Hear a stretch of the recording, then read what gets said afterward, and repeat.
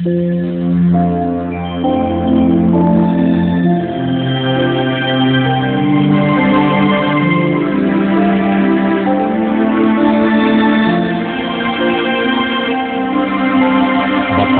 ang bumabasa at ang nangakikinig ng mga salita ng hula at tumutupad ng mga bagay na nasusulat doon, sapagkat ang panahoy malapit na.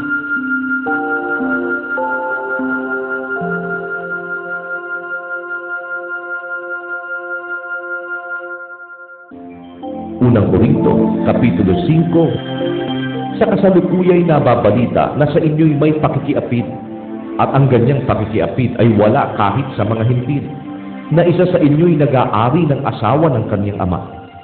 At kayo'y mga mapagpalalo, at hindi kayo bagkus na ngalumbay, upang maalis sa gitna ninyo ang gumagawa ng gawang ito. Sapagkat ako sa katotohanan, bagamat wala sa harapan ninyo sa katawan, ngunit ako'y nasa harapan ninyo sa espiritu. Akin ngang hinatulan na ang gumawa ng bagay na ito, na tulad sa ako'y nahaharap. Sa pangalan ng ating Panginoong Hesus, nang nangagkakatipon kayo at ang aking espiritu, na taglay ang kapangyarihan ng ating Panginoong Hesus, upang ang ganyan ay ibigay kay Satanas sa ikawawasak ng kanyang laman, upang ang espiritu ay maligtas sa araw ng Panginoong Hesus. Hindi mabuti ang inyong pagmamapuri. Hindi ba ganinyo nalalaman na ang kaunting lebadura ay nagpapakumbo sa buong limpak?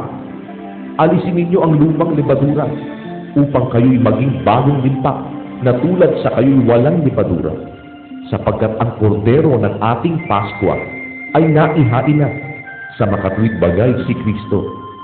Kaya nga ipangilin natin ang pista, hindi sa lumang lebadura, ni sa lebadura man ng masamang akala at ng kasamaan, kundi sa tinapay na walang lebadura ng pagtatapat at ng katotohanan. Isinulat ko sa inyo sa aking sulat na huwag kayong makisama sa mga mapakiapid. Tunay nga, hindi ang ibig sabihin ay sa mga mapakiapid sa sanglibutang ito, o sa mga masasakin at mga manglulupig, o sa mga mananamba sa Diyos-Diyusan, sapagkat kung gayo'y kinakailangang magsialis kayo sa sanglibutan. Datapwat sinusulatan ko nga kayo na huwag kayong makisama sa kanino mang tinatawag na kapatid, kung siya'y mapakiapid, o masakin, o mananamba sa Diyos-Diyusan, o mapagtungayaw, o manglalasing, o manglulupig. Sa gayo'y huwag man lamang kayong makisalo. Sapagkat ano sa akin ang humatol sa nangasa labas?